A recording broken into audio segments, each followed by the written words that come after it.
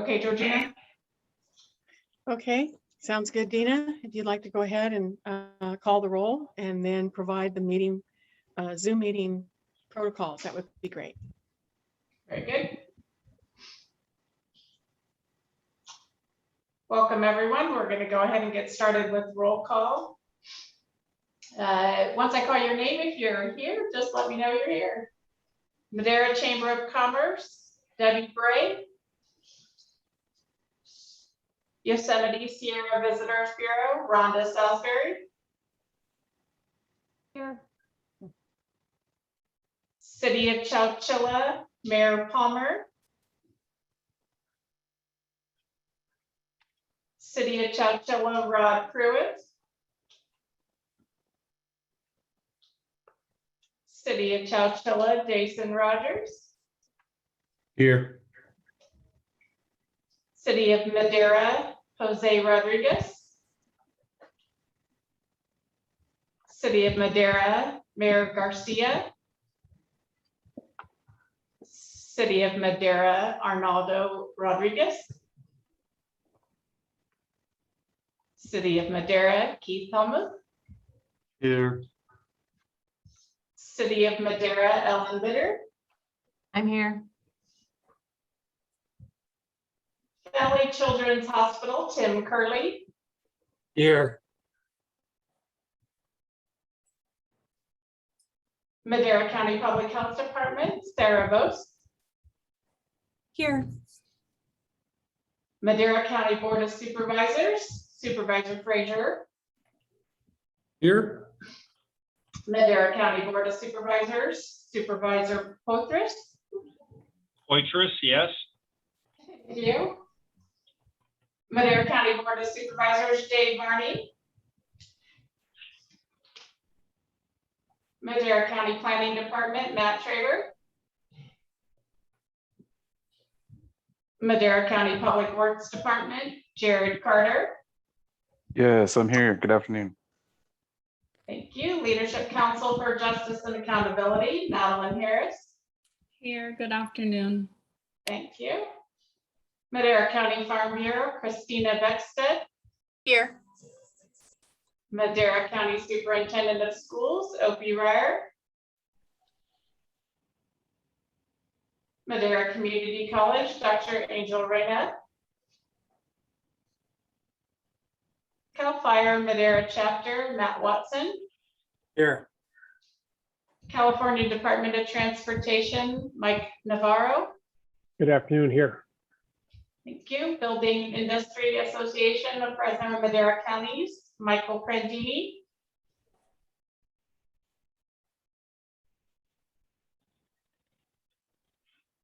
Madera County Economic Development Commission, Bobby Kahn. Yes. Thank you. Teheviti chapters of the Sierra Club, Bill, and I'm not going to say Bill's last name because I just butcher it. And Bill's not with us. MCTC, MCTA, Patricia Taylor. Here. Central California Labor Council, Mike Lopez. Here. Thank you. Central California Labor Council, Chuck Rios.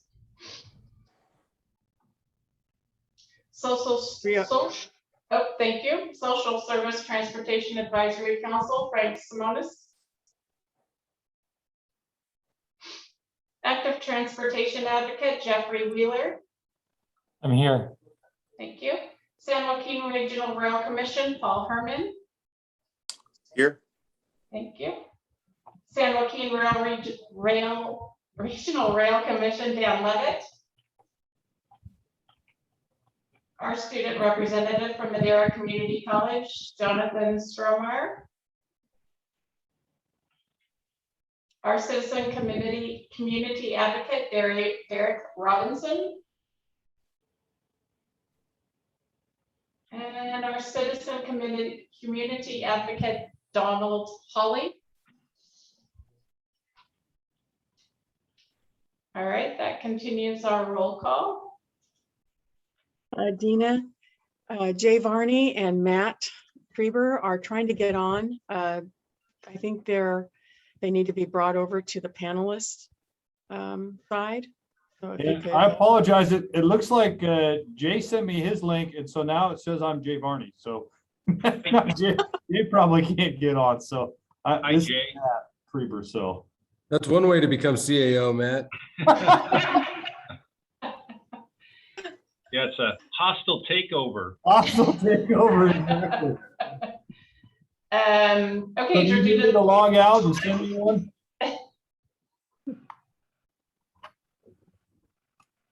I'm sorry, Dina. Okay, so who else are we having trouble with? There's Matt Treber and then Jay Varney. Okay, so I don't see Matt on at all.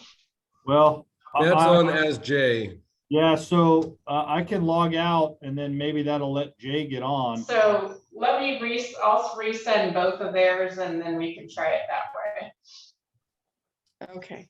Yeah, go ahead and get off, Matt. And Okay. we'll give it a shot. See you, Matt. Sorry, everybody. All right. Been demoted.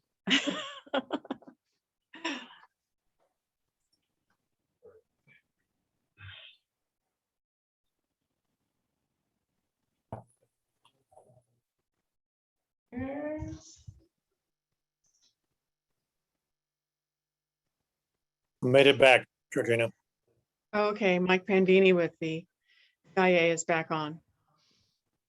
Let me just find Jay here so I can Present. resend Jay's.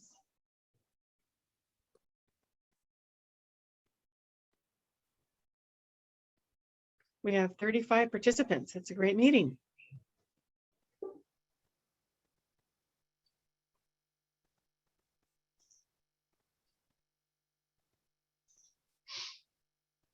All right. Did you want to give them a minute, Georgina, to see if they can get back in?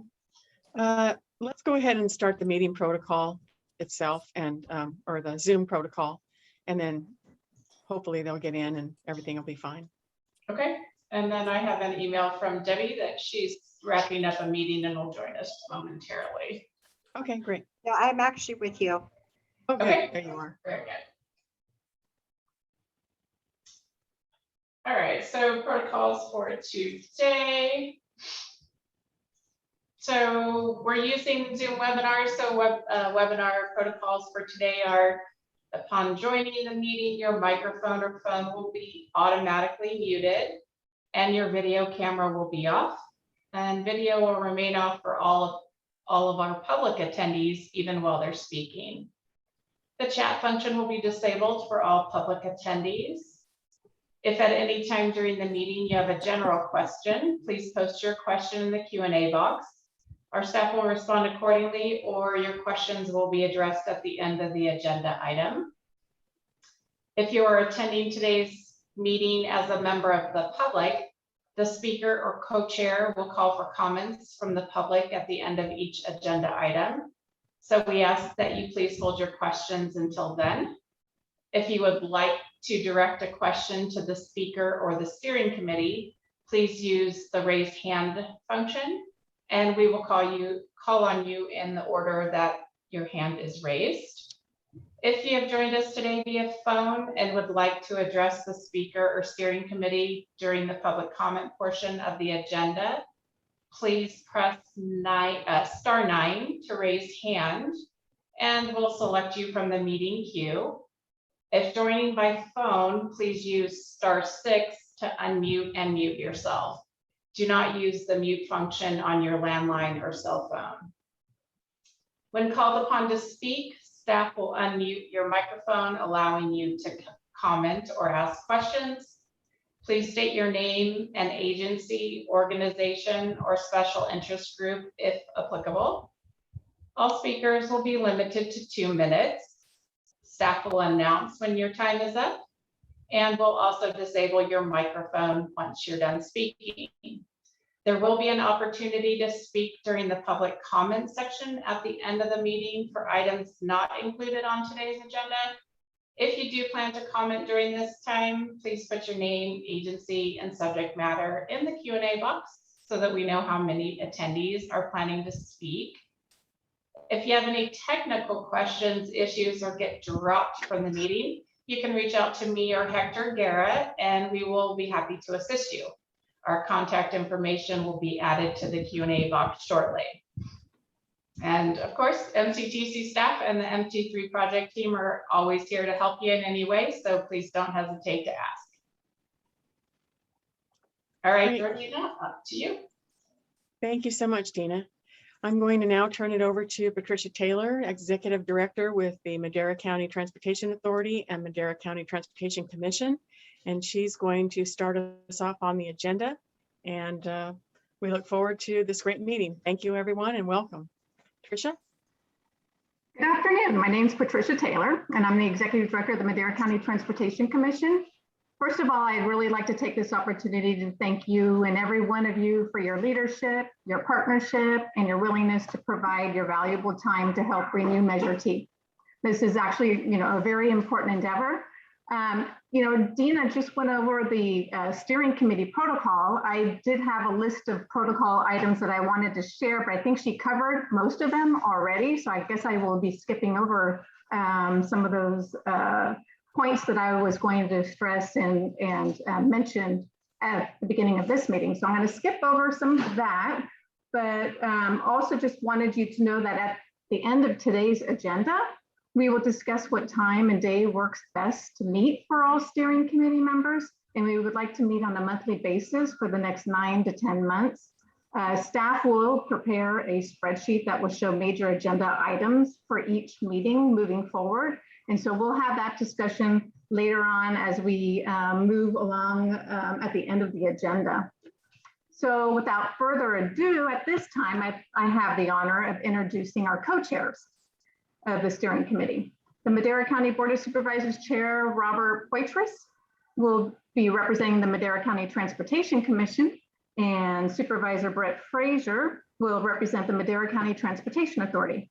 And they both bring to the table institutional knowledge as it relates to Measure T and years of transportation service representing the Madera region. From this point forward, I will pass the baton off to our esteemed co-chairs and invite both of them to provide an overview of their interest in the renewal of Measure T, and then they can both lead the remaining of the meeting and all future meetings as well. So with that, co-chairs. Very good. And Supervisor Frazier, if you would do the honors of providing the leadoff introduction.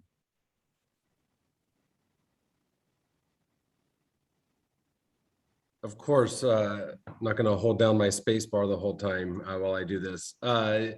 Yes, many of you from on this committee from working with you on various different projects. And when I saw the roster of people that we were going to have here, I was very excited because I know these are all doers. And I've been on the Madera County Transportation Authority and Madera County Transportation Commission for about 5 years as a supervisor. I was on there for 2 years as a city council member. And I've been able to see firsthand just how important this is for all of our residents, and in terms of being able to move them around. We have a lot of issues with our roads, and what Measure T has been able to do, and being able to watch firsthand what our staff at Madera County and also at Madera City do in those areas has been just immeasurable. I know one of the things I was most proud of when I was on the city council was the 4th Street widening. And when you get off at 4th Street, and I don't know how many people remember getting off at 4th Street when there was no stoplight there, and having to inch your the nose of your car out and hope that that it wasn't going to be taken off.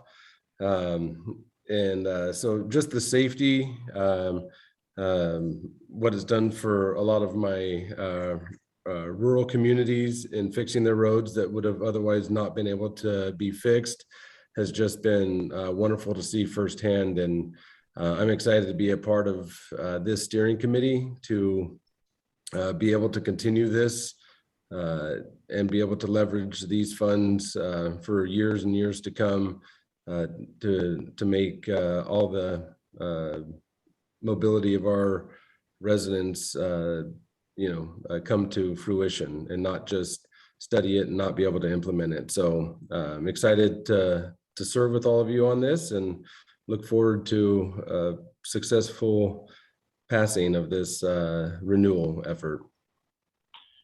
Well, thank you, Supervisor. And I'm Rob Poitras, and as Tricia mentioned earlier, this year I'm have the honor of serving as chairman of the Board of Supervisors here in Madera County. My interest in transportation and roads and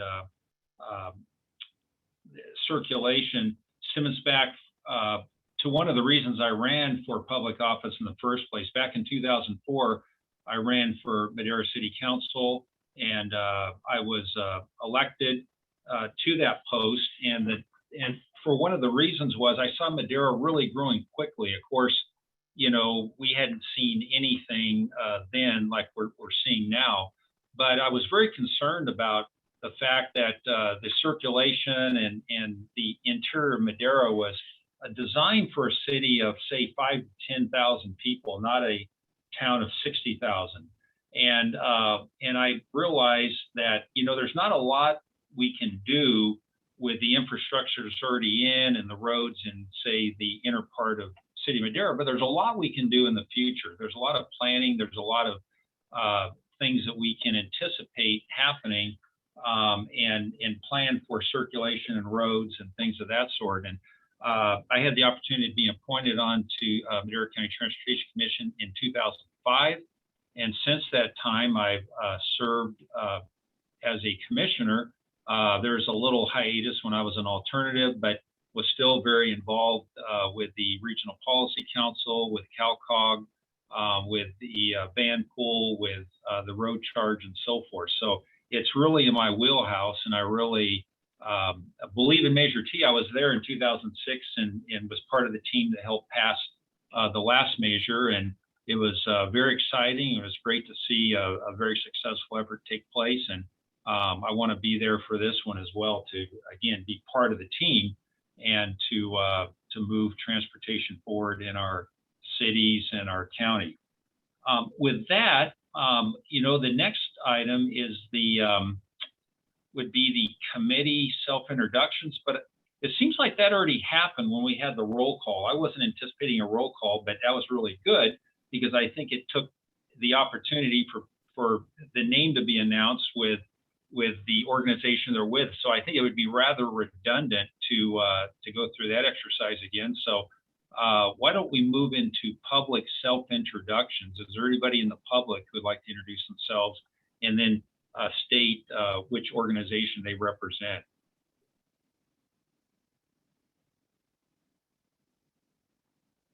So we've got 3 attendees on the public side, 1 via phone and 2 via web. Conrad Gaunt, I'll allow you to talk and introduce yourself. This is Conrad Gaunt, and I'm here at the invitation of Jeff Wheeler. Both he and I are interested in transportation, particularly cycling, because we do cycle a lot. I cycle on the rural roads of northern Madera County, which we like to call the Paris of Madera County, by the way. And many of them are not real cycle friendly. So I'm basically here as an observer. So thank you for introducing me. Okay, very good. Welcome, Conrad. And next? And the next would be Nicholas DeVos.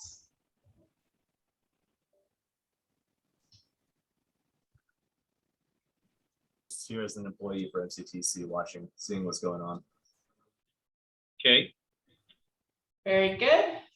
And our phone-in caller.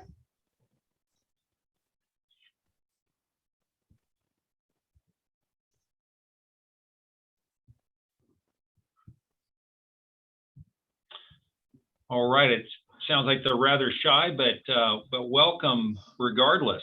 So great to have you on board. So let's go ahead and move into the presentation, and Supervisor Frazier, why don't you lead us through the next few items? Great, thank you very much. So I think it's important as we start this steering committee to look at what our preliminary goals are and kind of build some discussion around these goals.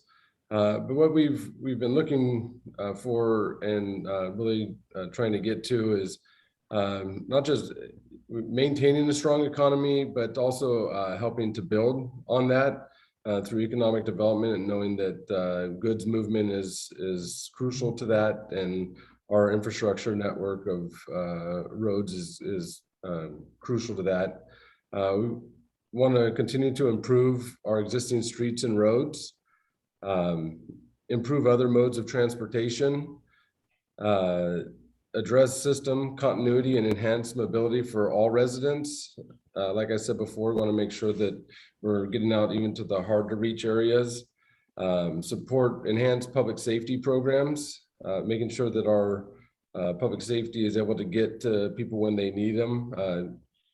Decrease arrival times and response times.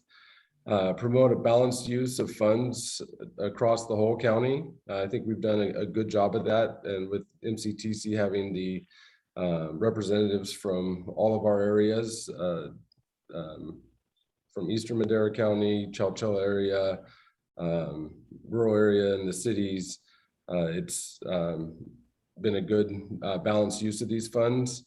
We want to improve our air quality, as we know, moving it on nicely paved roads will greatly reduce the greenhouse gas emissions that happen when you're having to stop and go through bumpy areas, as well as leveraging other funds. And that's being a self-help county.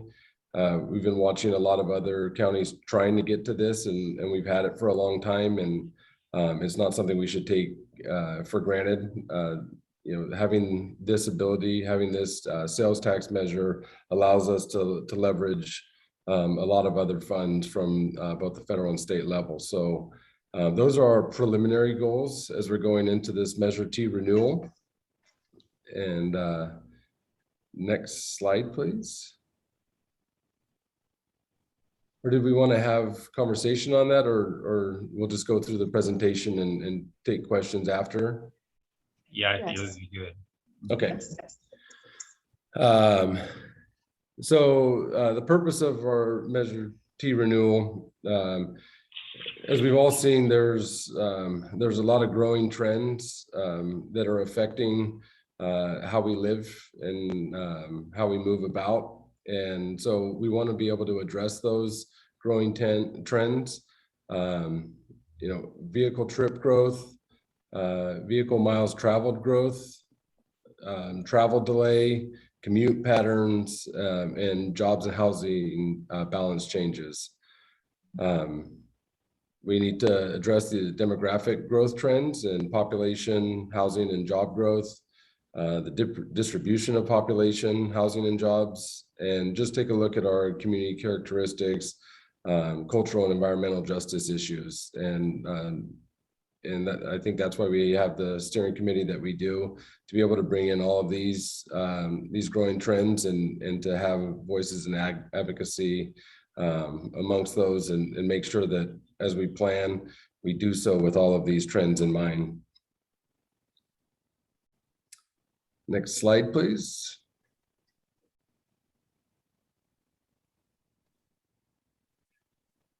So moving Measure T beyond 2027, when it currently is set to expire, we'll be keeping our local funds to deliver our local projects, and the way it's going to benefit the region, we'll continue to fix existing infrastructure versus building new.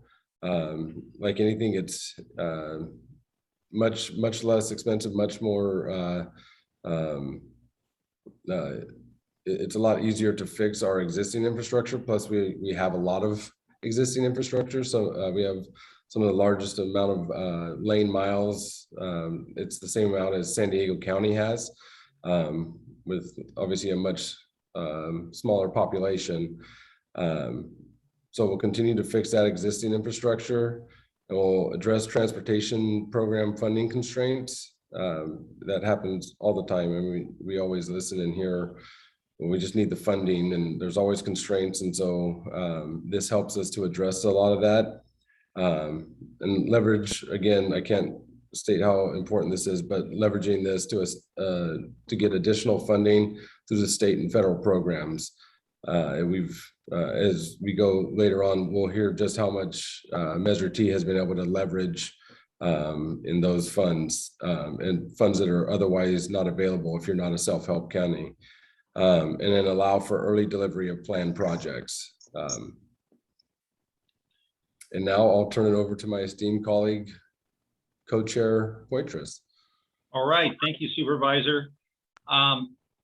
So this topic says why Measure T renewal is critical. And essentially, I can just sum it up.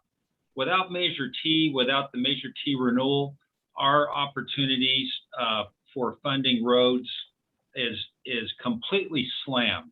I mean, it's Measure T and Measure A before that was a godsend. It was something that, you know, has really opened a lot of doors for us. And for those counties, there's only one difference between us that are self-help counties and the other, say, 30, almost, I think it's about 33 counties that are not self-help. We are so happy that we are self-help, and the other 33 counties wish they were self-help counties. I mean, that's how critical the renewal of Measure T is. As has already been mentioned, we're gonna continue to leverage funds, and without that leveraging, we're really stuck in a really bad place. And now the state and federal governments expect that we have the local match, and we just don't have these bank accounts hanging around like, oh my goodness, I didn't know we had $10 million in this bank account. Oh, this is our match. No, that doesn't exist. So it has to be from something like Measure T. We can't move forward with some of these other projects, our mobility, our transit. We heard earlier from Conrad about his desire to have better bike lanes. Absolutely, I ride my bike as well, and these roads are pretty narrow out there, so I'd love to see that happen. And some of the benefits of having a measure like this is that tourists actually contribute to Measure T proceeds. As they come through and they buy things that are taxable, they are also paying that 0.5% sales tax. All right, next slide. I wanted to recognize, sorry, No problem. Chairman, but Donald Hawley looks like he's here and has his hand raised, I think, to introduce himself. I think he's telling us all hello. Oh. Yes. Hello. Right, he's one of our former colleagues on the city council. Very valued colleague. So looking at the extension, it not only is it critical, but here are some of the additional benefits. It would continue an existing tax and allow for a continuous revenue stream beyond 2027. Back in the last measure, we actually had a little period of time when we didn't have that additional funding because one expired and 2 years later before we had a chance to renew the next one. Right now, if we go through 2022, it'll give us 3 opportunities to pass the extension, not a new tax, but just the extension of an existing one. And I think we've got some good momentum there. Other counties we're not doing anything that other counties are not doing. We see that Sonoma passed their measure under COVID conditions by 71%. And then Fresno and Madera counties would be moving forward with their extensions on the same schedule. So we get that overlap. It's so, as you know, we know that the media is dominated by Fresno, which would be expected, but we do get they would hear about these measure extensions and roads and so forth, and I think we would get that particular benefit. And if there's no other reason why the renewal is critical, if you don't believe anything I have said or Supervisor Frazier said, we have 3 staff members from the various jurisdictions, and these guys are as credible as it comes. So we've got Matt Trieber and Keith Helmuth. Matt's from the County of Madera. We've got Keith Helmuth from City of Madera, as well as Jason Rogers. And as you can see, they all three talk about how important it is for our cities and our counties to renew Measure T. So, and we will be hearing a lot more, getting into more detail about that. And I just like to thank everybody for joining us here today. And with that, let's go ahead and turn the floor over to Troy McNeil from Madera County Transportation Authority. Supervisor Poitras, we probably should open it up to the committee members, see if they have any comments, and sure. then to the public Yes. after each item. Sorry. So Dina, are there any hands raised or questions provided yet? No questions at this time, and a couple of raised hands. Madeline Harris. Hi, yes, good afternoon, everyone. Thanks so much to both of our co-chairs for the presentation. It's a pleasure to be here. So the first thing I wanted to ask about on goals and purpose, I think it's really important that we add in some specific goals around what it means to improve air quality, that also include some targets around climate change and emissions reductions, especially, you know, something that's of concern as I listen to the presentation is this, you know, goal or purpose to build capacity for goods movement. That's particularly concerning since I know that comes with a lot of emissions traditionally, and can also pose some threats to maintaining roads, which I know is already a challenge. So I wanted to note that I think we should, as a steering committee, come up with some really concrete targets on what it looks like to improve air quality and how we'll know we've been successful in doing that, since that was a goal in the last Measure T update that I'm not sure, you know, what the concrete progress is on that. And then secondly, on climate change being taken into account and having some really ambitious emissions reductions targets.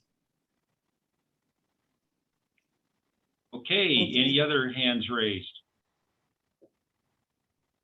Thank you, Madeline. Yes, Rhonda Salisbury.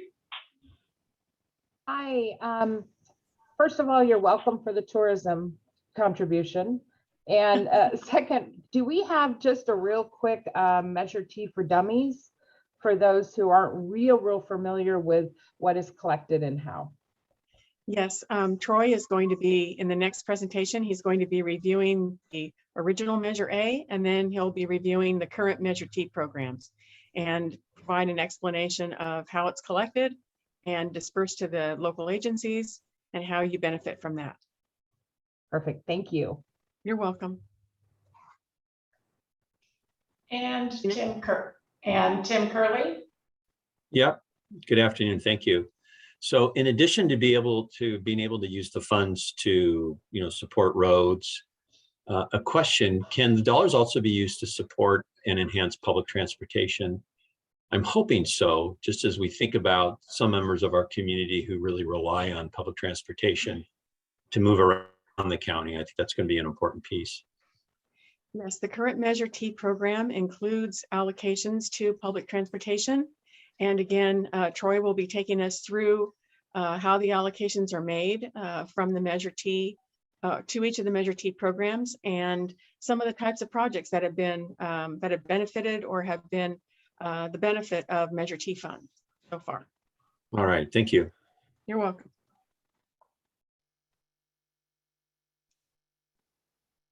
Looks like that's all for the moment. Okay, back to you, co-chairs. Yeah, I think that I was about ready to, I think I handed it over to Troy McNeil of the MCTA. Great. Thank you, Supervisor Poitras. I'm Troy McNeil, the Deputy Director Fiscal Supervisor for the Transportation Commission and Authority. Before we can really talk about Measure T, we need to briefly talk about Measure A. Measure A was our first sales tax measure for transportation that was passed back in 1990. It was a half-cent sales tax. It went for 15 years, from 1990 to 2005, and collected about 65 million. And we were able to leverage about 50 million in additional state and federal funds to do various projects. Next slide. You can see here, I know it's maybe hard to see, but some of the projects I wanted to highlight is some of Measure A funds went towards helping the State Route 41 bridge around the river, Road 26, Avenue 12, Road 200, the Snore Bridge, Cleveland Avenue, Chowchilla Boulevard, Robertson Boulevard, and various other projects. So those are some of the highlights of Measure A. And then it sunsetted in 2005, like was mentioned. And in 2006, Measure T was passed, and it was also a 0.5-cent sales tax.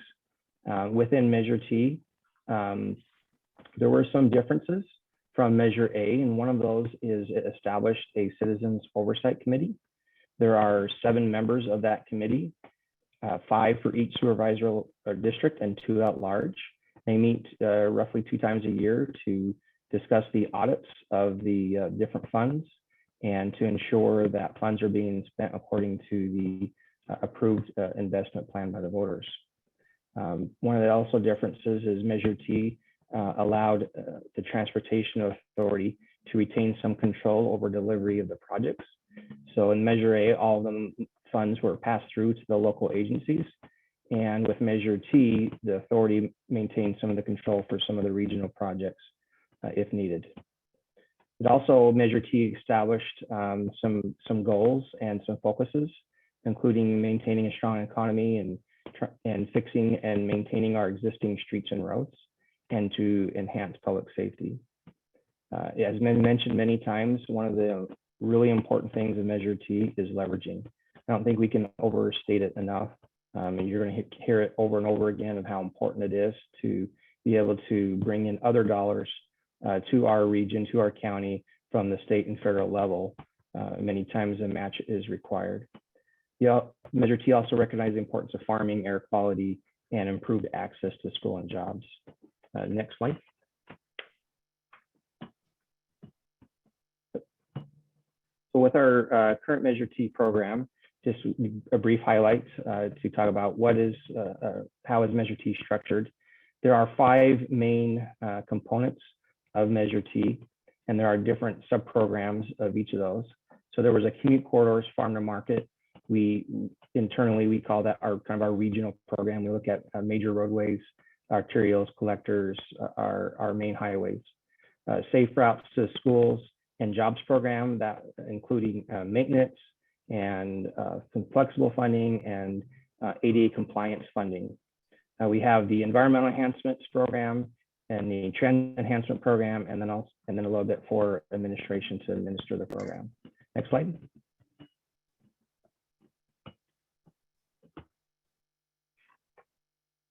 This was from the 2006 investment plan.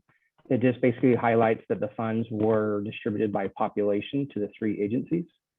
And each year as we collect the tax, the sales tax, it gets dispersed quarterly to the different agents, to the 3 agencies, into each of these sub-programs to spend according to the established guidelines and investment plan. Next slide.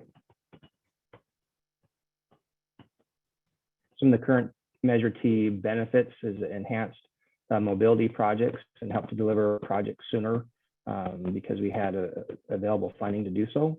Help to relieve congestion, improve connections to our communities. And I'll just give a quick example of that. For me, the Eller Street overcrossing project helped to be able to connect 2 sides because it was divided by that freeway. And so that was a good connection type project. Supported public transit services by expanding routes and bus shelters and facilities, and then helped expand the bike and pedestrian systems by improved sidewalks throughout the county in various locations and bike lane improvements. Still a lot of work to be done in each of these areas, and with the renewal, hopefully we can address the need for active transportation and public transit and other mobility projects. Next slide. As was mentioned, the Citizen Oversight Committee was going to remain in place to the end of the measure, and I think it's important that we maintain that with the renewal to have that citizen input and review of the programs. The current Measure T program, as I mentioned, it supports all modes, and so I think it's important that we look at continuing that. It helps to address existing maintenance funding shortfalls. If you've heard and following some of the reports from the different agencies of their pavement condition index and how the state of our roads throughout the county, how some roads are very poor. We need the funding to help address maintenance needs. To date, through the end of the 2021 fiscal year, we can identify up to over $226 million of additional leverage funds from state and federal funding sources. To date, that is a $1.82 return on our collection of Measure T sales tax. Next slide. Some of these were covered earlier, but just want to highlight we are forecasting approximately $204 million through the end of the measure in 2027. It is administered by the authority, and then there is a strategic plan that helps provide some of the details that is in conjunction with the investment plan from 2006. Next slide. Real quickly, just wanted to highlight some of the sub-programs. So in the community farm to market program, there was a regional pot, about 26 million. These were for the larger regional projects. There was about 25% for regional rehab type projects. This funding went directly to the local agencies to look at overlays and reconstructing roads, improving some of the roads that were in poor condition. Next slide.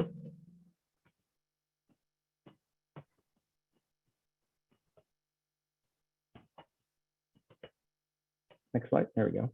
So some of the projects under this, the regional and local capacity increasing and rehab projects. Oakhurst Midtown Connector is currently in construction and should be wrapping up here real soon. The State Route 41 passing lanes was a nice project. Avenue 12, State Route 99 interchange to help with the flow there. Avenue 9, Road 36, Road 22, Road 400. As I already mentioned, the Eller Street overcrossing. Supervisor, I think Fraser mentioned the 4th Street widening project. And then Howe Road and Gilway and Chowchilla, as well as Washington Presidential Streets, and then the 5th Street Road 16 curve project. Those are all were funded with Measure T dollars and some capacity, whether it be all Measure T or a little bit of Measure T. These are all funded with Measure T. Next slide. Under the Safe Routes to Schools program, there's a maintenance program, a flexible program, and an ADA program. The maintenance money, as mentioned, was to help fix potholes, maintain roads, chip seals, various help funding the crews to help go out and do these maintenance work on our roads. The flexible of money I do want to highlight that's primarily been impounded by the authority from the 3 agencies. If the regional projects required a minimum 20% of traffic impact fees to help deliver those projects, and if the agencies did not have an impact fee program or sufficient funds to provide the minimum 20% requirement, the flexible funds were then impounded and forfeited to help cover that shortfall. And a lot of the flexible funds have been impounded to help deliver regional projects. And I'll give you a quick example. Flexible funds were helped to use to help get the State Route 99, Avenue 12 to Avenue 17 section ready to get all the preliminary documents ready so that they can deliver the construction of that project with state and federal funding. Next slide.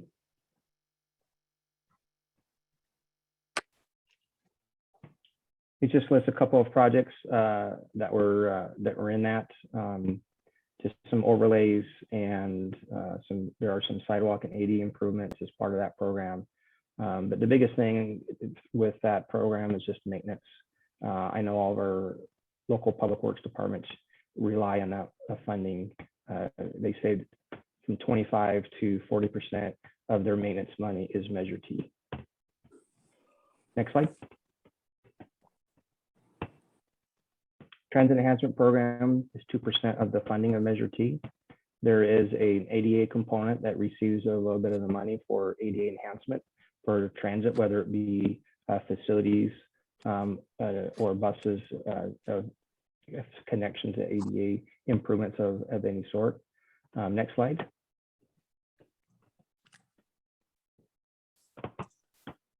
Just want to highlight a couple of the projects.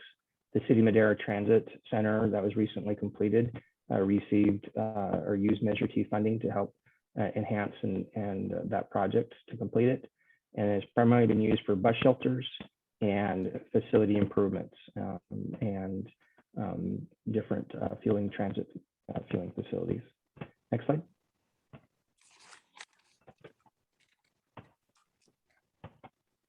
The Environmental Enhancement Program is 2% of the funding. This funding was available for any mitigation, air quality, bicycle and pedestrian facilities, car and van pools. Next slide.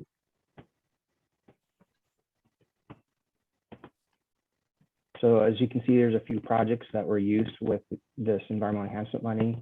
One of the big project for the county was the North Fork Roundabout to help with the traffic flow and be able to reduce some of the idling that was on the roadway there. Some sidewalks and some traffic signals, alley paving, street sweepers to eliminate some of the dust and opportunity for dust to get in the air with cleaning our roads. So those are important. Next slide. Just wanted to highlight real quick some of the current projects, some of the local projects. In Chowchilla, there's a Humboldt storm drain and road rehab project that is currently going on that should be, I believe, next year or real soon, will be going out to bid. County of Madera is heavily dependent on Measure T for road maintenance. And the City of Madera, they have a upcoming Washington Elementary sidewalk improvement projects. And we're excited about some of those projects locally. Next slide.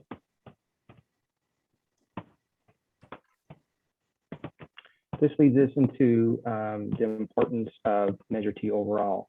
In our 2018 Regional Transportation Plan, which is our long-range planning document, we identify projects in there that don't have identified funding for.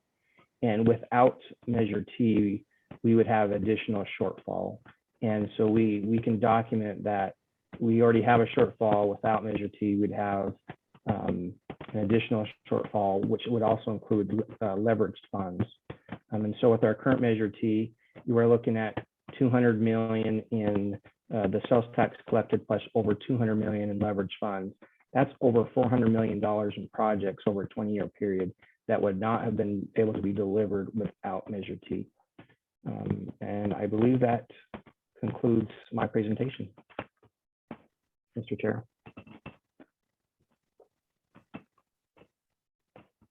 I think you're on mute.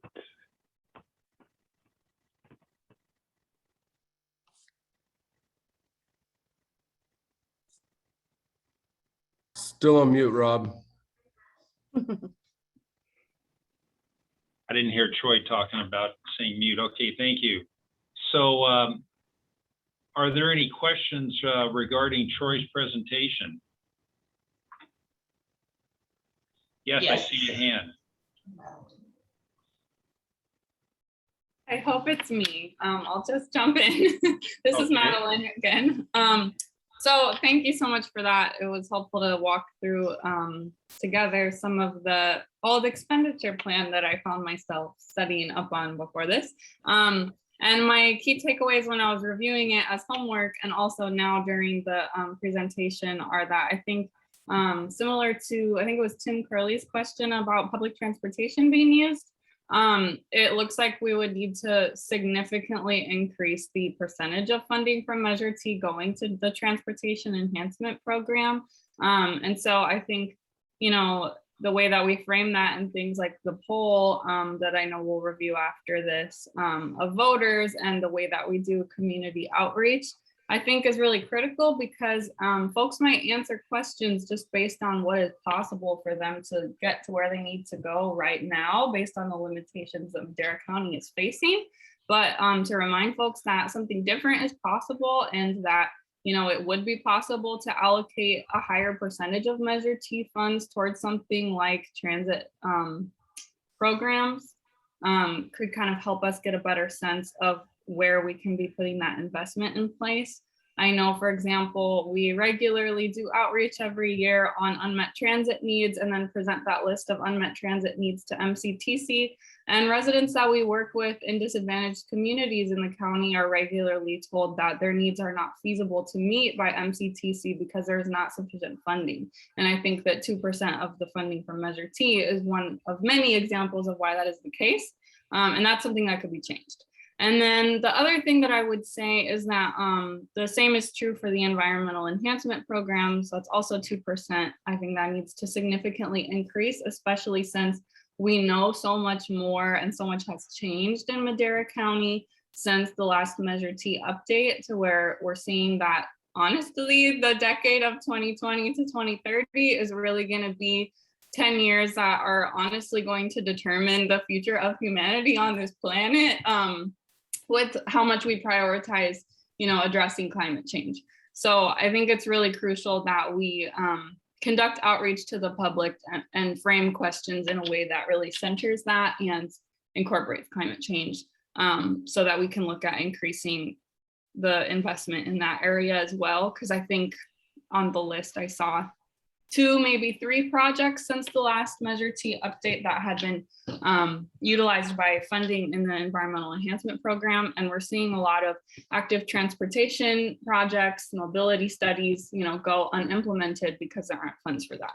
And I think that we really, in both of these programs, this is the last thing I'll say, we need to prioritize equity, because we're seeing a lot of disadvantaged communities, like the unincorporated communities where our organization works, which are Fairmead and Lavinia, bring up transportation projects for years and years and be told that there isn't funding for them. So we really need to prioritize equity as well. Thank you. Are there any other questions regarding that last presentation?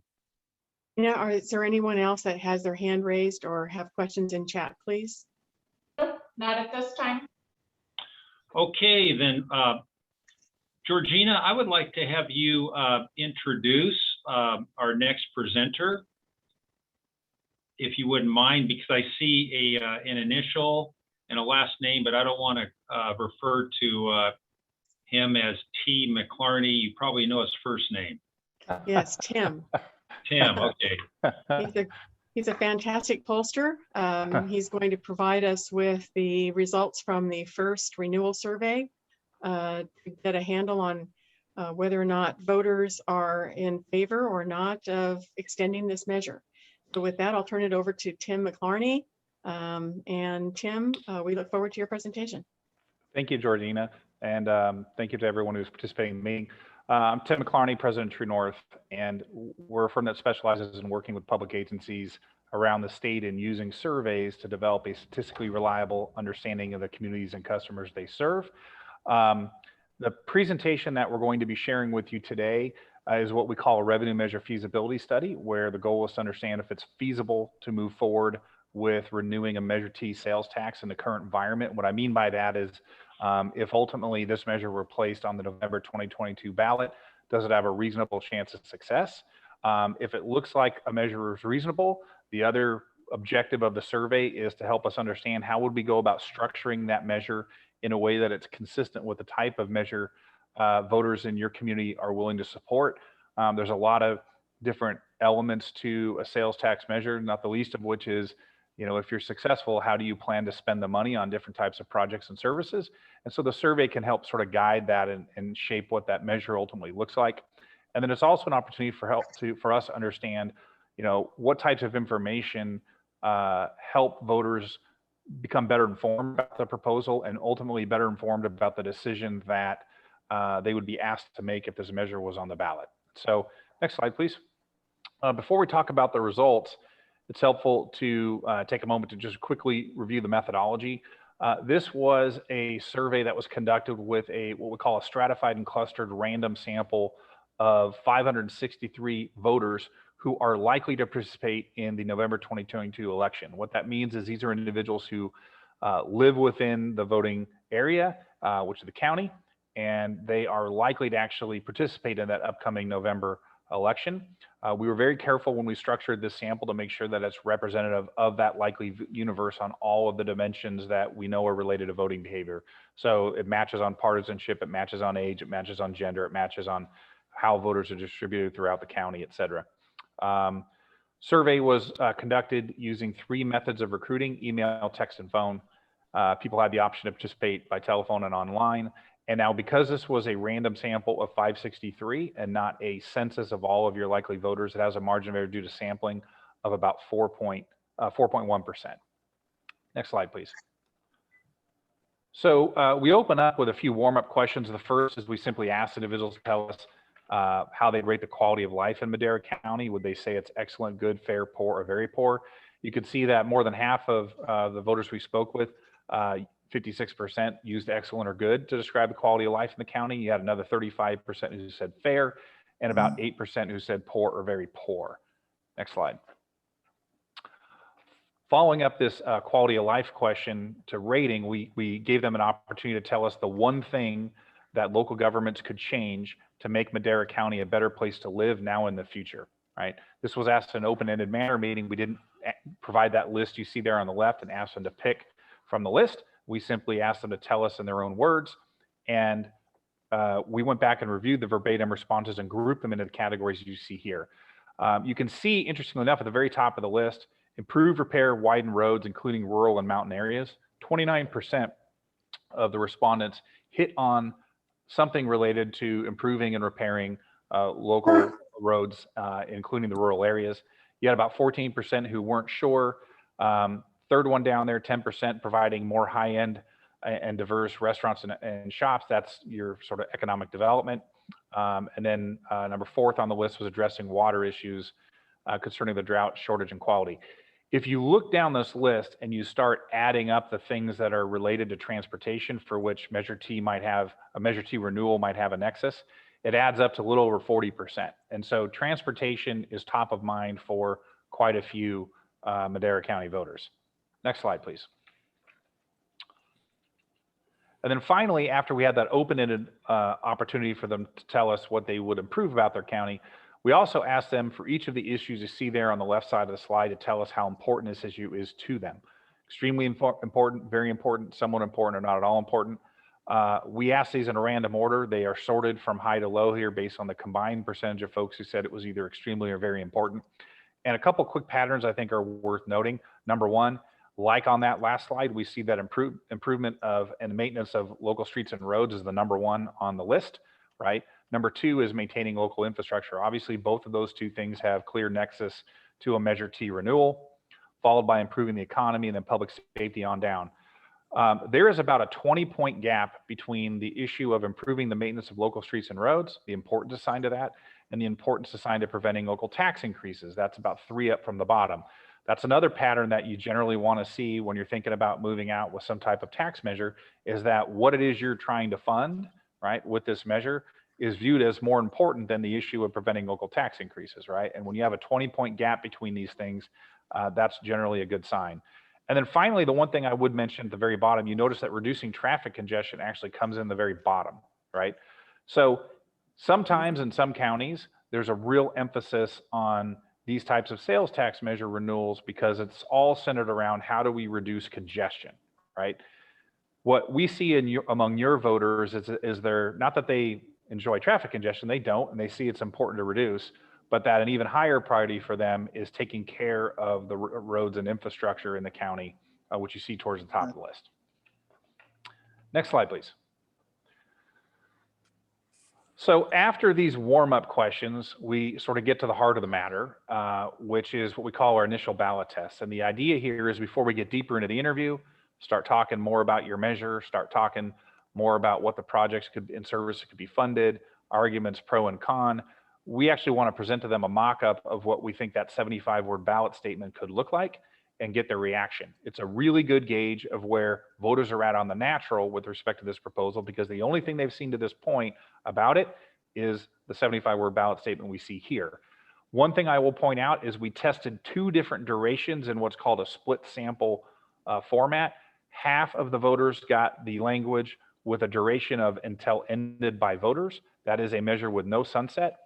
Half of them received the version where we said it would be for 20 years, right? So it has a sunset of 20 years. I mentioned that because we wanted to test and see how much duration seemed to play a role in whether or not a voter was interested in supporting this proposal. So that is the language we tested. Next slide, please. And here are the results. And we've split them. To the left is the until ended by voter version. To the right, it's the duration of 20 years. You can see that in both versions, we had 76% of likely November 2022 voters say that they would support this proposal. You had less than 1 in 5 say they would oppose, with the rest unsure. Both of these measures test about 9 points above that 2/3 threshold that's required for passage in California of a special tax. So we are above the threshold for passage, not below. The other thing that sort of jumps out is if they're both at 76%, duration doesn't seem to be a big driver, right? It isn't something that seems to really change their mind about these measures. And so that's encouraging. We also, one other thing, when you look at these results across supervisorial districts, you see consistent support. It ranges from a low of 74% to a high of 80% across all 5 supervisorial districts. Next slide, please. So at this point, we get to the projects and services section of the poll, and we are trying to, on the one hand, now educate respondents more about what this measure would accomplish by talking about discrete projects that could be funded. It's also an opportunity for us to understand how do folks feel about each of these sort of individual discrete projects. What are their priorities, and is there anything in this list that they don't like? And therefore, if you put it in your proposal, it might serve as an anchor to weigh it down on the ballot. And what you find is that, I mean, everything that we're testing here on tier 1 is very popular. You have at least 88% of voters surveyed say that they would favor spending some of the money on that item. You can see, though, I'm going to point out the 3 that were asked across all voters here at the top were fixing potholes, paving and maintaining local streets and roads, and improving traffic flow safety on highways, including 99, 41, 152. These are questions that were asked of everybody. You'll also see on the list, there's a few that, like number 2 here, where it says SUP district number 1. So this was only asked of voters in supervisorial district number 1. And it's kind of a combo of local projects, right? Things that are gonna benefit people in that part of the county.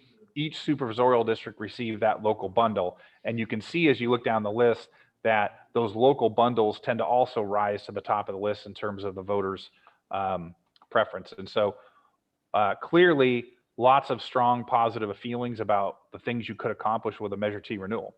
Next slide, please. Same, this is tier 2.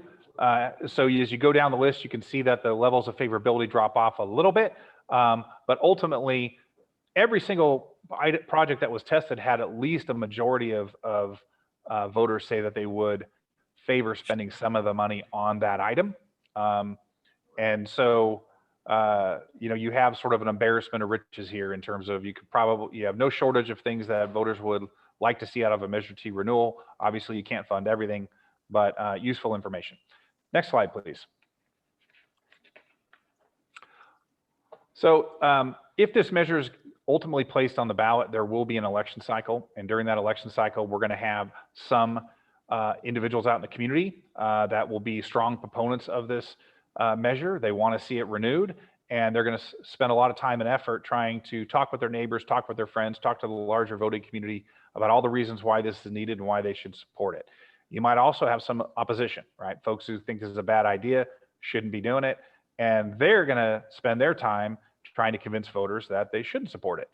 For this survey to be a reliable gauge of the feasibility of a Measure T renewal, we have to simulate that discussion and debate in the space of the poll so that we have a good understanding of not only where voters are today on that initial ballot test, but where they're likely to land at the end of an election cycle.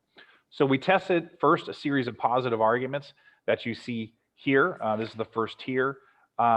It's worth pointing out that the sort of the top argument there had to do essentially with keeping up with growth in the county. That There's an argument that said the county's population has nearly doubled over the past 30 years, and experts forecast that it will continue to grow at a fast rate. We need to continue improving our local highways, interchanges, and major streets to keep up with this growth, avoid gridlock, and protect our quality of life. That was the number one. But there's lots of other arguments on this list that test quite well. Next slide, please. And just to show, we had some additional arguments that we tested on the positive side. Again, all of these resonated with at least 60% of voters in a positive way. So next slide, please.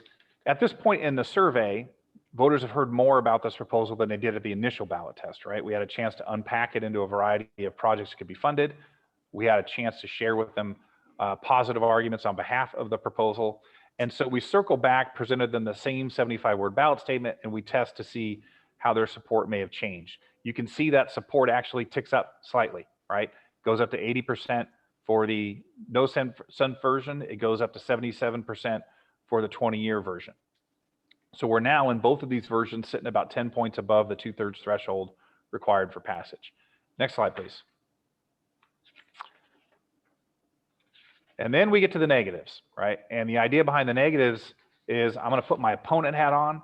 I'm going to think about what a creative opponent might say to try and dissuade a voter from supporting this proposal. And I'm going to convey those arguments. This is called pressure testing voter support for your proposal. We want to know, not only where they are on the natural and where they are if they hear supporters of this proposal, what happens if they are exposed to negative arguments in terms of their support for your proposal. So we test a series of negative arguments. They don't test as well overall as the positive arguments do. The real question is what happens afterwards. So go ahead and go to the next slide, please.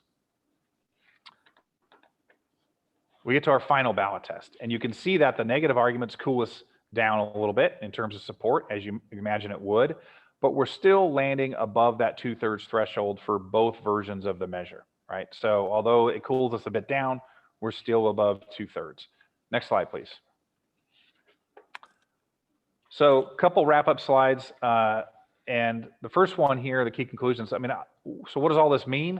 I'm going to circle back to that overarching question I mentioned at the outset, sort of motivates agencies to do these types of surveys, and that is to understand, is it feasible, right? If you were to move forward with a measure in 2022, does it have a reasonable chance of success?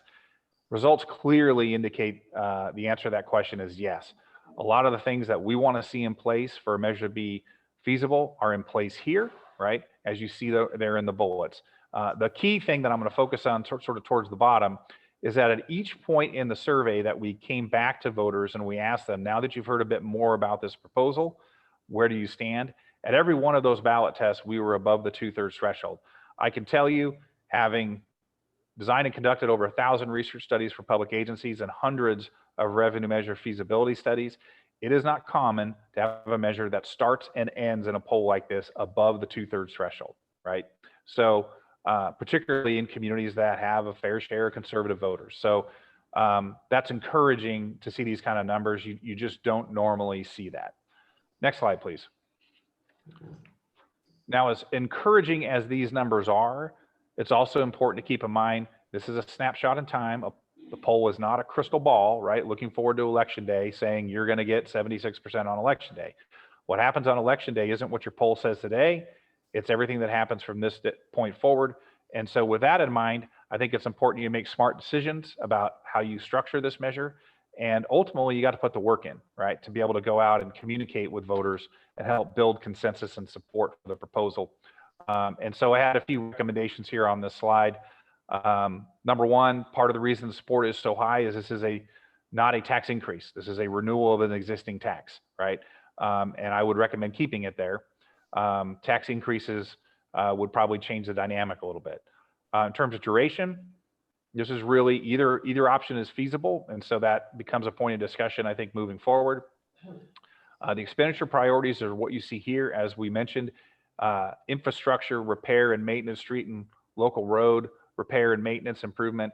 Those are all sort of these are sort of the centerpieces of what this measure should focus on. It doesn't mean you can't do other things. It just means that you want to make sure that as you craft this measure, you are tipping your hat to what voters' priorities are and what they said they would most like to see funded out of this proposal. And then finally, the last two bullets have to do with communication, right? This is really the beginning of the conversation. It's not the end of the conversation. And it's important to continue to reach out to voters and educate and build awareness and ultimately build consensus on a proposal. And eventually, down the line, there will have to be an independent campaign that steps up to kind of carry this measure through the election cycle once an official vote is made to put it on the ballot if that happens. So this is the end of the polling presentation. I know there is one more slide after me that talks about the process, but Georgina, I didn't know if we pause here or if you want me to hand off to Charles. We can pause here. I think that's fine. So Rob or Brett? Tim, I know there was a question earlier. Just wanted to explore in terms of the questions. Was there any questions related to public transportation, or were these all open-ended and it was just what they were telling us? There was a question. If you go back, I think it's slide. It would be slide, I believe, 9 and 10. This is where we tested specific projects. So it would be a slide. Oh, I'm sorry. I said 9 and 10. Go forward again. Keep going that way. 2 more, I think. 1 more. There you go. That's the start of it. Oh, yeah. Nope. Back up 2. So we tested. That's the one. We tested all of the projects as you see here on the slide, as well as the second tier, which is the next slide over. And we asked voters whether they would favor or oppose spending some of the Measure T renewal money on these projects. And so you can see here, tier 1, these are all the projects that had 88% or better of the respondents we spoke with indicate that they would like to see some of the money spent on that. This tends to be focused on infrastructure repair and maintenance, safety, and some sort of traffic flow improvements. If you get to the next slide, we did ask questions related to active transportation and transit. You see that those tend to come in sort of more towards the bottom of the list. So you see, for example, second up, expand the network of dedicated bike lanes. Third up, improve and expand local and regional transit services, right? And so those tend to fall a little lower in the list than the others. Again, doesn't mean that voters don't like them, right? As you can see here, the transit option there had about 2/3 of voters say that they would favor spending some of the money on it, but it doesn't have the same sort of overwhelming support that you saw on some of the projects on tier 1. Thank you. Do we have any? I'm sorry. Thank you. Do we have questions or hands raised? Okay. Oh, got a hand raised now. Madeline Harris. I wanted to make some space for the other steering committee members to ask a question, but I will just jump in again. So I have 2 questions. The first question is with regards to the projects in District 1. I know there are some pretty significant, I guess, demographic and just community differences between the new development areas in the eastern side of District 1 and communities in the western side of District 1. And so I wanted to ask if you were able to poll a critical mass of voters in both regions of District 1, and if you noticed that folks tended to answer those questions the same, or if there was any difference.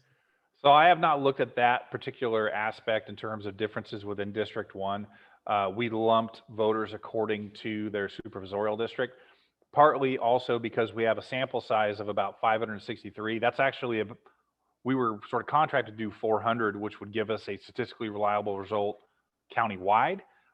We came back with 563, so that's great. It improves that overall reliability and gives us a little better reliability when we're looking at the results within just one district. But if you take 563 and divide it roughly across 5, you're going to get a little more than 100 apiece, right? And so further dividing, looking at left and right sides or east and west sides of a district gets kind of problematic at this point because we don't have enough sample in any one of those areas to have a real high degree of reliability on what they would say. So So that isn't an analysis I've looked at yet, and that's part of the reason why. Okay, thank you. And I'll wait on my second question so that others can speak. Any other questions, Dina? Jeffrey Raised? Wheeler has his hand raised. Hi. This is a sales tax. This is a 0.5% sales tax. So, and someone said that tourists also pay this tax. So how much is paid by locals versus tourists? Do we have information on that? No, I don't believe that we do. That's something that we could look into, but it's very difficult to separate out what's paid at the source. For instance, stores, et cetera, let's say up in the Oakhurst area versus what's purchased by residents within that same area. There are some surveys that are done throughout the valley, maybe even throughout the state, that can give us some sense of that. We use that for the Measure L work that we did. We can look into it and we can get back to you with any potential answers. Okay, and so the sales tax is on locally purchased items such as cars, things purchased at Walmart, like that, correct? Yes, any vehicle purchases that are made within the county, they are covered by the 0.5-cent sales tax. Even if you purchase a vehicle in a different county, I believe it does come back to Madera. All purchases at stores or other retail locations within Madera are contributing to the Measure T programs. So we don't receive any revenue from purchases online, such as from Amazon. I'm not sure about that, Tricia or Troy. Do you know specifically about? I believe there is new legislation that sales tax is now starting to be captured locally. Yeah, I believe it's called Wayfair. The Wayfair Sure, code. Wayfair. Correct. Okay, and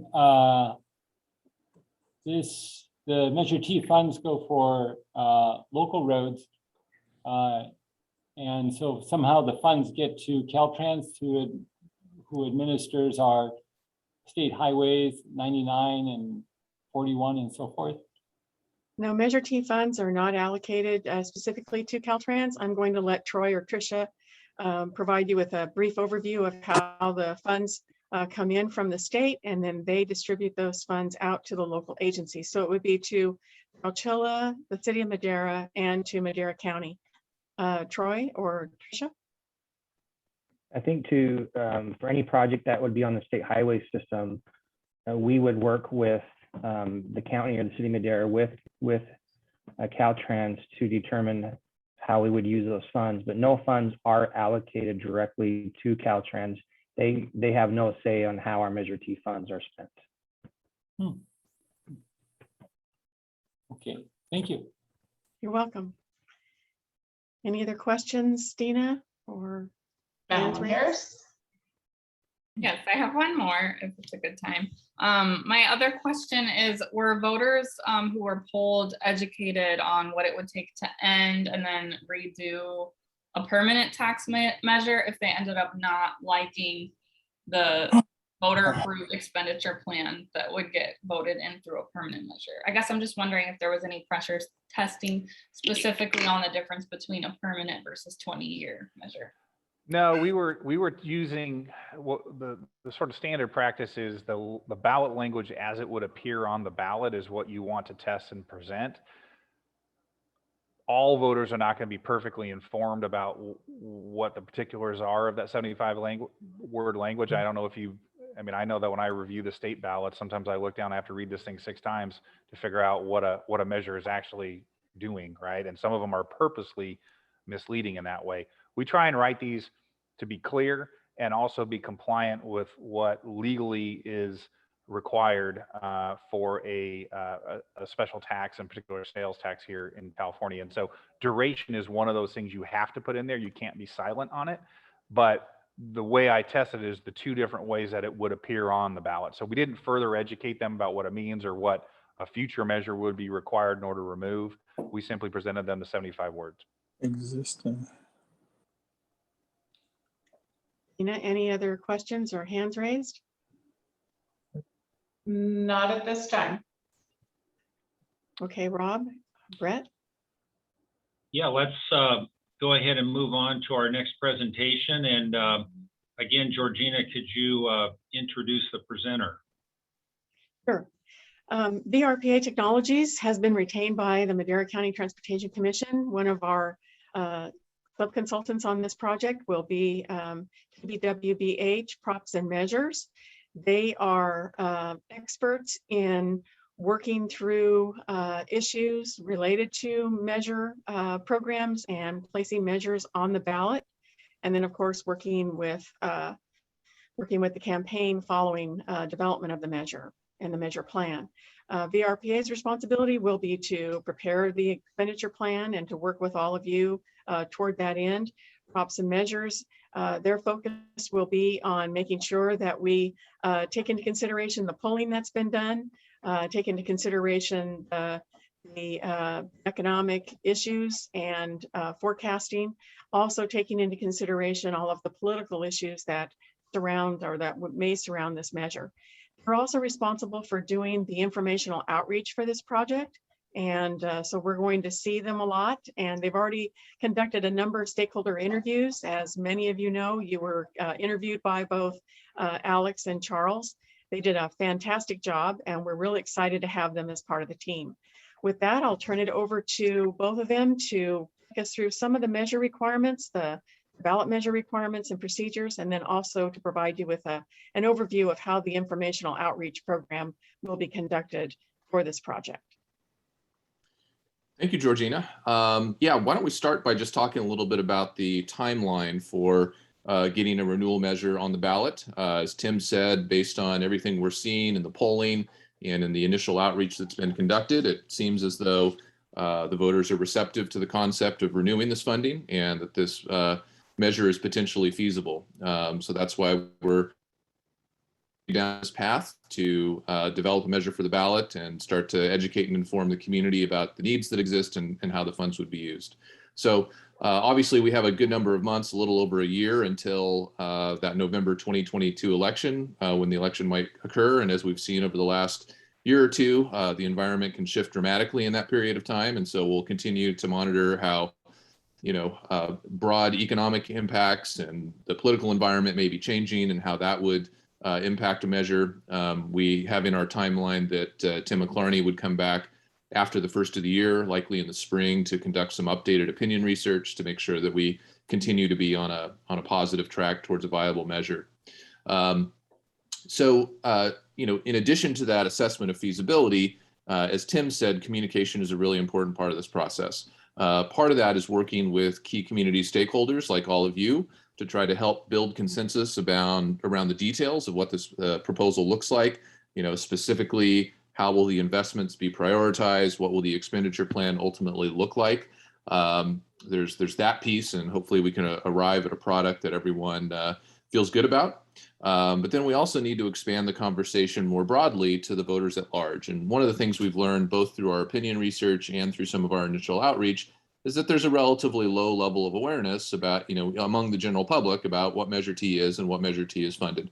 That's not a surprise, and it's something we find in most communities around the state. Since Measure T was last approved in 2006, voters have been asked to consider dozens of measures, and it's hard to keep all of this straight. But with the impending election on the renewal of Measure T, we need to educate and inform the public about what Measure T has accomplished, the transportation improvements that we can point to that are a direct result of this funding, but then also talk a little bit about the remaining transportation needs that exist and how transportation may change over the next 20 or 30 years, so that they understand the context for this measure. And then as we're approaching the deadlines next summer, when a measure would have to be finalized and placed on the ballot, we will take what we've learned from the polling, from the outreach process, from the steering committee process, to build the actual legal documentation that will become the measure that goes to voters. And just to kind of give you a sense of that timeline, the deadline to qualify for the November 2022 ballot is August 12th of next year. So that's kind of our window of time from now until then to get all these details ironed out, conduct that informational outreach. That's when the measure would go to the ballot and we would transition to an independent advocacy campaign. So by law, no public funds, no MCTC, MCTA funds can be used to advocate for the passage of the measure. So if this measure does go to the ballot, in order to reach that challenging 2/3 threshold, it will be important that independent community advocates raise private dollars to mount a campaign to argue for a yes vote in a 2/3 election. We always find that that's critical for ensuring the measure gets over the top. And we'll be talking more about that as we approach that final phase in the process. So if we can go to the next slide, I will wrap up just talking a little bit in more detail about what that informational outreach will look like. Many of you participated in the meeting this afternoon. We've had a chance to conduct interviews with you. That was sort of an initial step to start gathering community feedback and community input and kind of gauging the level of awareness out there, which has been very helpful. We'll be continuing to do that with various stakeholders and opinion leaders in the community.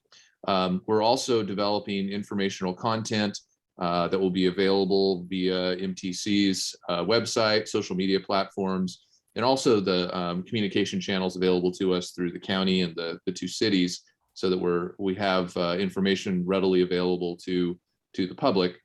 And then we will also be going out and proactively providing informational presentations to a variety of different community groups and organizations to make sure they understand the issue and have the chance to provide their input and answer questions. And we'll make sure that all the affiliated groups that are part of the steering committee, but also affiliated with the various agencies that benefit from Measure T funding, that they have that same messaging that they can share with their constituencies. And then broadly, to make sure that the electorate in general, the public in general, are informed about this issue, we'll be putting together an informational direct mail and advertising effort to communicate some of the key messages about why this issue is important and what's at stake, so that people have the information they need to cast an informed vote when it's time to vote on this issue next year. So that's a summary of kind of our timeline and our approach to the outreach piece. So happy to answer any questions that folks may have. I might just add that as part of this process, as well as the regional transportation planning process and the environmental process that goes along with that, we'll be looking to coordinate all of our efforts to ensure that, as it says on the very last bullet, create opportunities for the public to provide input and feedback on the renewal proposal. We're going to be joining efforts to make sure that we get out to those hard to reach communities and constituents as a part of this process, as well as the process that's underway with the regional transportation plan. All right, Mary. Thank you, Georgina. I see Bobby's hand, yeah. Yeah, Mr. Khan. Yeah, thank you.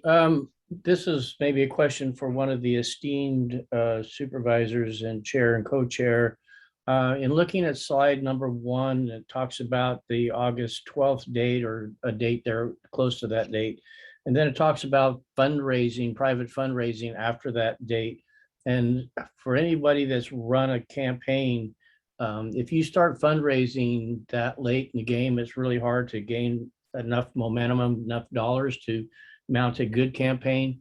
And I know that there's probably some restrictions, and this is where I'm looking to the esteemed supervisors for guidance. But if we can't possibly get hard cash donations prior to that date, if maybe somebody could be working the scenes to gain commitments, so that once that magic day happens, we just reach back out to those folks and start asking them for the cash, because typically in campaigns, a lot of money comes in towards the end, and it's really puts a strain on the campaign. Just a question. Thank you. I can elaborate on that if you would like. Okay, I'll answer and then Charles. I was just going to say that you're absolutely right. It is really late to raise money. And if you notice, it says board calls for an election by August 12th, 2022. That's like the latest date, I believe, that we can call for an election. We'd want to do something a lot earlier than that, and then start fundraising a lot earlier than that. So you're absolutely correct. Go ahead, Charles. Yeah, absolutely. I was just going to make the same point that the process isn't quite as linear as it looks on this this slide. Some of these steps sort of overlap, and there's no prohibition on how early you can start fundraising for a campaign. We could start raising dollars today for a potential measure next year. Obviously, donors are going to be less likely to give until there's some certainty of what the measure will look like, and that it will actually go to the ballot. But yeah, you're absolutely correct that building the organization and the resources for that campaign should start as early as possible and long before the deadline to qualify for the ballot. And you're now my first call, Bobby. I've got my dollar right here for you. Good. Just like church. Got to start someplace. There any other questions? Yes, Madeline. I just wanted to ask what the best way would be to connect community groups that are interested in some of those, workshop sessions in harder to reach communities, and then ask, is the plan to do as many as are requested, or is there some limitation that you will be imposing on doing those? What would be the best way to connect folks? So, and I can kind of take that. I know that with Measure L, we went kind of everywhere with it. Unfortunately, like during the last 2 years, there hasn't been as many community meetings or evening town halls as I like. But with this, as that starts to come out, I think it's incumbent upon us to go to those areas and with a steering committee membership of 30, any of the different organizations that we each touch, educating them as a part of being on the steering committee, I think is very important. And because we're all kind of in the same boat and advocating for this. So it's good to have a steering committee this large, especially when it comes to campaigns, because as we know, we all have our own areas that we have regular connections with, and to share the education of what we're doing here. And we are going to be discussing very quickly amongst the different projects that are related to this. Like I said, the regional transportation planning process and Measure T go hand in hand. And we're going to be discussing some of those details. We haven't worked those out yet, specifically how many meetings or where we're going to be going, but that's something that will be worked up over the next few weeks. Okay, any other questions, Dina, or comments? Hello? Derek, go ahead, Derek. Yeah. Hi, I'd like to know what are the top 10 projects that need to be completed that we can use Measure T for, and what are the new projects in the future? We're going to be coming back to you next month, as well as the month after, with what are the transportation needs in Madera County. We're going to be looking at all modes and all different types of projects. We're going to be bringing that back to you next month. We'll probably start the process off with a review of streets and highways, and then we'll cover public transit as well as active transportation, and then all the other miscellaneous needs that relate to improvement of air quality, climate change, et cetera. New technologies as well. So we'll be bringing that back to you next month. All right, thank you. You're welcome. Thank you for that question, Derek. All right. Good to talk to you. Oh, my pleasure. I would like to also, before I forget, to introduce Rose Willems. She is going to be your facilitator when we get into the process of starting to look at these programs and how Measure T money should be allocated to each of the different programs. Rose is going to be working with you to help achieve consensus. And so I think it's important that you meet her from day one. So Rose, if you could raise your hand and just say a few words. I'm sorry, Rob and Brett interjecting here, but I wanted to make sure I didn't forget. No, I appreciate that, and it's a good thing. Sorry, Rose, because it kind of makes it a little bit awkward because it's kind of like, do I jump in? Does Brett jump in? And when you've got a nice roll going, I don't think either one of us should jump in. I think you just take it. It makes it a lot easier. So for instance, when we go to this next thing, you're on. So just go for it. Okay, thanks. Rose, do you want to say just a couple of words real quick? Absolutely. Good afternoon, everyone. My name's Rose Willems. I'm going to act as your facilitator, which means once we get into the allocation part, which will get a little bit passionate, I'll make sure that we all have an opportunity to share what our interests are. And if you are being shy, I'm going to ask that you do share what your interests are. If we're running over in time, I'm going to be the one that reiterates what your interests are and try to keep the meeting going so that we are respectful of everybody's time.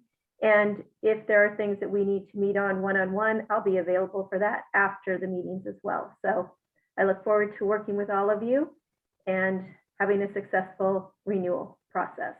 Thank you. Thanks, Rose. So we'll move into item 6, which is the steering committee overview, roles and responsibilities. And I just wanted to highlight some of these responsibilities of this committee. Of course, you're going to need to have a full understanding of the current and future transportation needs. As I mentioned, we'll be getting into that in the next month at your next meeting. We're here to support the steering committee. The staff is responsible for providing facts and relevant information. All of the materials that we provide to you, all of the information that is presented, it's factual. We've done a lot of research and looked at the numbers. We've done the number crunching. We're bringing to you factual information to help you prepare the renewal investment plan. Of course, as we just mentioned, we will be considering public education and engagement efforts. It's important to listen to the public, to receive their input, and then bring it back to you so that you're aware of it. There will be a number of different things that will be taking place as you start to develop the plan. You're going to have the polling, which will give you some indication of how voters would like to see the measure allocated. You'll have the input from the public, not only the general public, but also specific groups throughout the county. And then, of course, you're going to have all of the information and data that we will present you as staff. And that's all going to be presented to you, and you'll have all that available to help you develop this plan. We will provide the information and feedback to other stakeholders and community leaders. We'll make sure that you have the information so you can take it back to your constituents. Each one of you represents a different sector, and for instance, business, you represent the business sector, but there are a number of other organizations that also represent business. We're hoping that you can help us by getting the word out to them and getting their feedback as well. As I mentioned, you're going to be assisting with preparation of the draft and final measure renewal plan. It's going to be something that comes from this committee. We hope that you attend all of these steering committee meetings. In a typical environment, we would have well over a year to pull all of this together. We're hoping that because of COVID, it's been a little more difficult this time around. So we're hoping that all of you can attend as many meetings as possible. We're going to be putting out a calendar of events that will identify exactly what will be covered in each meeting, and it's going to be important for you to be there. If you can't be there, we would like the opportunity to bring you up to speed before the next meeting so that we don't have to backtrack during these meetings. It's going to be very important. And then, of course, we want you to participate to your fullest extent. Rose will be there to help pull some of the information out of you, pull some of the input out of you so that you're not silent. You're here representing your sector, and we really need to hear from each of your sectors. Let's see. So again, just you're going to be forwarding your recommendations on the renewal investment plan to the authority as well as to the Transportation Commission. They'll be discussing it. You're going to be recommending approval of the final investment plan to those two boards. And then you're going to assist with the presentation materials at public workshops or joint agency workshops. We're looking to you, this is a working group. We're looking to have your involvement as to the extent possible so that we can get the word out and educate the public about what the measure is and what it will be. I guess I can lead right into the steering committee ground rules. I'm not going to go into detail here. We have provided these ground rules as well as these responsibilities online. Ground rules will provide a common understanding so that each of you understands exactly what how these meetings are conducted. We've covered some of those already in some of the early presentations today. They'll help us make sure that we don't waste your time and resources. Rose, as I mentioned, is here to achieve consensus to the extent possible. These ground rules represent your agreement for collaboration and consensus building. Decisions will be by consensus unless agreement cannot be made, and then a majority will decide. But our goal is to reach consensus and make sure that everyone leaves each meeting happy and at least with the understanding that their issues have been understood and that we tried to the best of our ability to address those issues. If there are steering committee members that need to speak to the public or the press, and a number of you do that on a sometimes daily basis, it must be clear that you are only stating your views and not those of the steering committee as a steering committee member or as the committee for the committee as a whole. So I think if those are some of the major ground rules, there are others that are, as I mentioned, that are included in the document, and we will send those out to you ahead of time. Well, we'll send those out to you immediately following this meeting, but they've also been posted on the website for you to peruse. And if you have any questions regarding them, please let us know. With that, I'll turn it back over to Rob and Brett.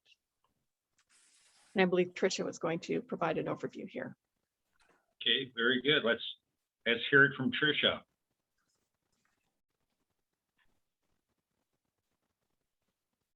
Thank you, Georgina. Thank you, Supervisor.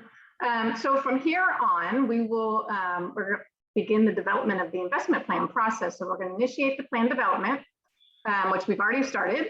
We're already in the middle of that. We've formed the committee. Here we are with our committee today. So thank you very much for your participation. So the renewal plan effort will begin, and it's going to be several months. And as Georgina mentioned earlier, we're under a tight time frame. So we do need everyone who's volunteering to participate, to be engaged, and provide us feedback as necessary and needed. Your information that you provide to us is very important. We want everything to be transparent and want everyone to be involved as closely as possible. So we will become close friends for the next 9 to 10 months. We plan on approving the renewal plan around June 2022. This will need to go before our boards. And ultimately, we will be developing some ballot language according to the plan that we developed, according to the investment plan. The ballot language will be approved by the County Board of Supervisors around June or July 2022. And then the approved ballot language and the extension plan will need to be sent over to the County Clerk Recorder's Office for placement on a November 2022 ballot. And that's usually done in the July. And there are certain specific dates that are released. We'll probably fine tune those as those become available. But for now, this is the plan that we have outlined before you for the next few months. All right, very, very good. Tricia, are there any questions of Tricia regarding this item? Hearing and seeing none. Supervisor Frazier, I believe you've got the next section, couple of sections here. Yeah, so we're hoping that Thursdays work for everybody. That the 2 o'clock, does that work for everybody? If we and is it going to be monthly, bi-weekly? How should we start this off, Georgina? It will be monthly. Right, and right now we're looking at, so this is the 3rd or 4th Wednesday of the month. So this is This is a Thursday. This is So the third fourth- Thursday. the fourth Thursday. I think we should probably avoid the fourth Thursday just Yeah. because of November.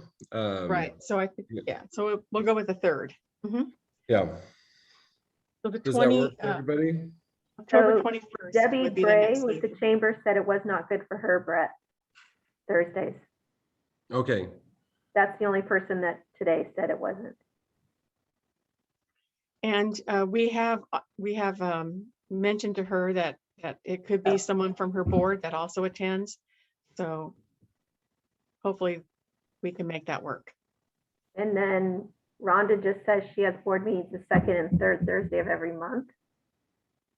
So she may not make some. Starting at 3.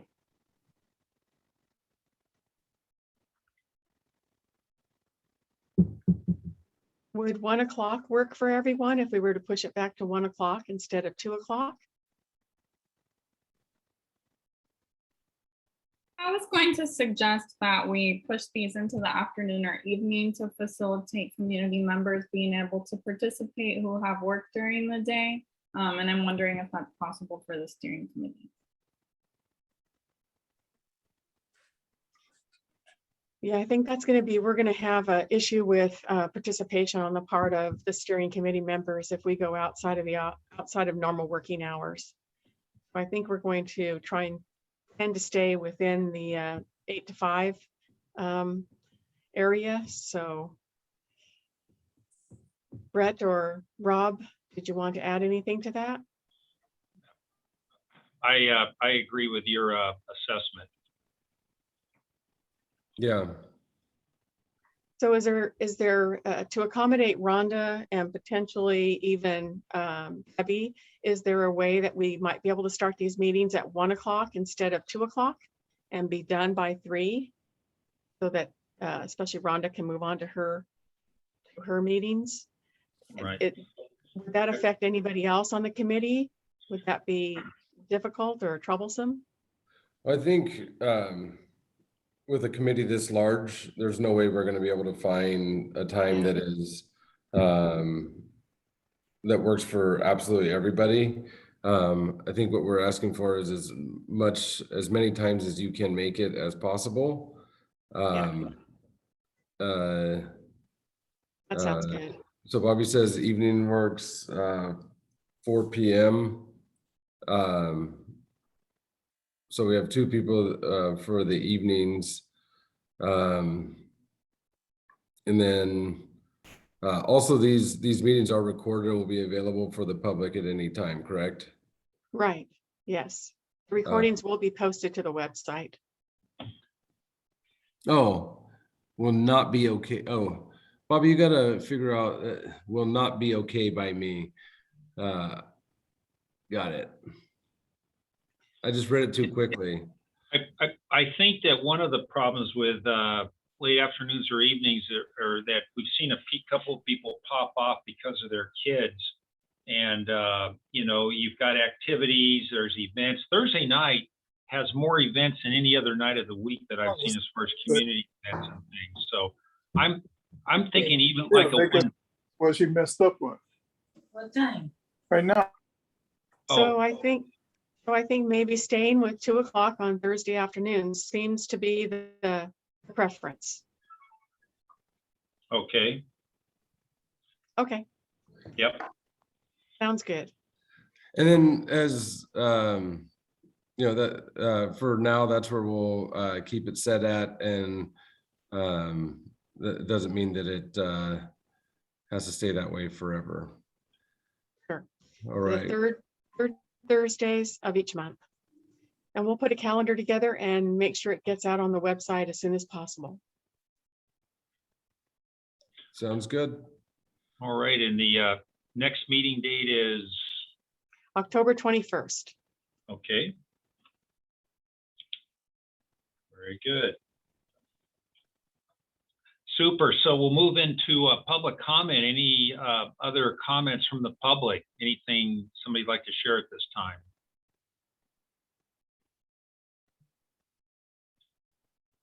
Dina, do you see anybody out there. I can only see 5 little rectangles of people's faces, so I'm not sure who else might be out there. I'm not seeing anything at this point. There's Okay, nothing in our questions and nothing in chat and no raised hands. all right. Well, thank you very much, and sure appreciate everybody with your participation today and comments and enthusiasm for the process, and I think we're going to be successful. So thank you. Supervisor Frazier, any comments? Have a good evening, everybody. Thank you Okay. so much. All Great right. meeting, guys. Did a great job. Thank you so much, everyone. Thank you. Thanks, everyone.